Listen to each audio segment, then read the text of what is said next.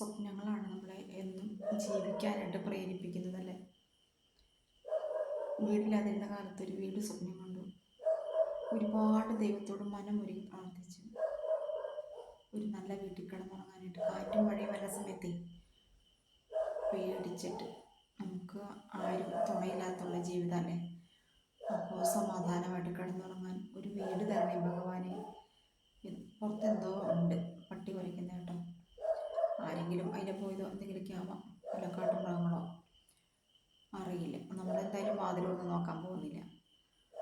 അപ്പോൾ നമുക്ക് ഇതുപോലെ ഒരു വീട് ദൈവം തന്നു. പിന്നെ നമുക്ക് ഓരോരോ സ്വപ്നങ്ങളൊക്കെ ഉണ്ട്. മുകളിലേക്കൊരു കോണി പുറത്ത് ചെയ്യണം. അതിന് പണിയുന്ന ഒരു പയ്യനോട് അതിൻ്റെ കാര്യങ്ങൾ ചോദിച്ചപ്പം 14,000 രൂപ മെറ്റീരിയൽ അടക്കം ചെയ്തു തരണം. അപ്പോൾ ആ സംഭവം അവിടെ ഇട്ടു. പിന്നെ നമുക്കൊരു TV സ്വപ്നമാണ്, എന്തെങ്കിലും നടക്കുമായിരിക്കും.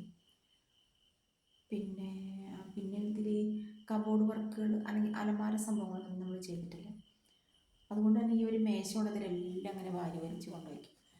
എന്നിട്ട് പിന്നെ സമയം കിട്ടുമ്പോഴാണ് അതൊക്കെ ഒന്ന് ഒതുക്കി പറക്കി വയ്ക്കുക. ഇപ്പോൾ ഇന്ന് ഒരു 2-2:30 ആയപ്പോഴത്തേക്കും പാറു പോയി. ഇന്നലെ പാറുവിൻ്റെ ചെക്കൻ വന്നിട്ടുണ്ടായിരുന്നു, ജിഷു. അവർ കുന്നംകുളത്തേക്ക് പോയി. അപ്പോൾ ഇന്ന് പാറു പോകുന്നതിന് മുമ്പ് ഇതിലൊരു പൂച്ചെടിയും ഫലവൃക്ഷ തൈകൾ അതൊക്കെ കൊണ്ടിട്ടൊരു ഓട്ടോറിക്ഷ വരും. അപ്പോൾ എനിക്ക് അമ്മ എന്തെങ്കിലും വാങ്ങിച്ചോളൂ എന്ന് പറഞ്ഞിട്ടൊരു 100 രൂപ എടുത്തത്. അന്നേരം എന്താ ഞാൻ ഈ ചെടി വാങ്ങിച്ചു. അപ്പോൾ ഈ ചെടി വാങ്ങിച്ചപ്പോൾ പാറുവിനോട് പറഞ്ഞു, ഇത് അമ്മ പുറത്ത് വയ്ക്കണ്ട, അകത്ത് വെച്ചാൽ മതി, ആ വാഷ് ബേസിൻ്റെ താഴെയിട്ട് വെച്ചോളൂ എന്ന് പറഞ്ഞു. അപ്പോൾ അത് വെക്കാനായിട്ട് പോവാണ്. 2:30 പാറ് പോയത്. അപ്പോൾ അതോടുകൂടിയിട്ടാണ് വാങ്ങിച്ചത്. പക്ഷേ എനിക്ക് കുറേ പണിയുണ്ടായിരുന്നു വീട്ടിൽ. അത് കാരണം ഇത് ചെയ്യാനായിട്ട് പറ്റിയില്ല. എപ്പോഴാണെന്ന് ഫ്രീ ആയിട്ടിരുന്ന കേട്ടോ, കഴിക്കലും ഒതുക്കലും ഒക്കെ ആയിട്ട് എപ്പോഴാണ് ഫ്രീ ആയത്. അന്നേരം പിന്നെ എന്താ സംഭവിച്ചെന്ന് പറഞ്ഞാൽ, ഈ കവറ് പൊട്ടിച്ചിട്ട് ഇതിൻ്റെ അകത്തേക്ക് ആക്കുമ്പോൾ കുറച്ചും കൂടി മണ്ണ് ആവശ്യമില്ലായിരുന്നു. ആ കഥ ഞാൻ മറന്നുപോയി. ഇനി എന്തായാലും ചട്ടിക്കകത്താക്കി വെക്കുകയാണ്. മണ്ണ് നാളെ കൊണ്ടുവന്ന് കുറച്ചും കൂടി ഫില്ല് ചെയ്യണം. അപ്പോൾ ഈ പാത്രത്തിന് ഓട്ടയുണ്ട്. അപ്പോൾ നമ്മൾ വെള്ളം നനയ്ക്കുമ്പോൾ നിലത്ത് പോകും. അത് പോകാതിരിക്കാൻ വേണ്ടി ഈ ചട്ടിയുടെ അടിയിൽ എന്താ ഒന്ന് വെക്കേണ്ടതെന്ന് ഇങ്ങനെ കുറേ ചിന്തിച്ചു. അപ്പോൾ ഇതേപോലെ ഒരു പ്ലേറ്റ് ഒടിയില്ലായിരുന്നു കേട്ടോ. പിള്ളേർ വരുമ്പോൾ ചോദിക്കാം, ഈ അമ്മ എന്തിട്ട് പണി കാണിച്ചെന്ന് ചോദിക്കുമോ എന്നൊന്നും അറിയില്ല. എന്നാലും എനിക്ക് ഈ പാത്രം ഇതിൻ്റെ അടിയിൽ വയ്ക്കാനായിട്ട് തോന്നി. അപ്പം നമുക്ക് ആ ചട്ടിയിൽ ആ പ്ലാസ്റ്റിക് കവറിനുള്ളിൽ ആ ഗ്രോ ബാഗിനുള്ളിൽ ചെടി ഇതിൻ്റെ അകത്തേക്ക് പറിച്ചു നടാം. ഞാനൊരു ബ്ലേഡ് കൊണ്ടുവച്ചിട്ടുണ്ട്.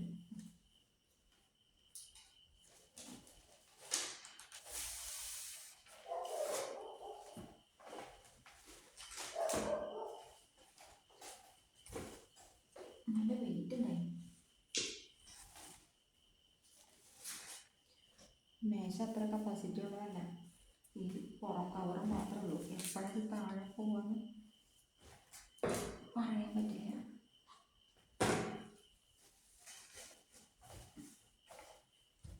മണ്ണ് താഴെ വീഴാതിരിക്കാൻ വേണ്ടി ഞാനൊരു ന്യൂസ് പേപ്പറിൻ്റെ കഷ്ണം കൊണ്ട് വെച്ചിട്ടുണ്ട്.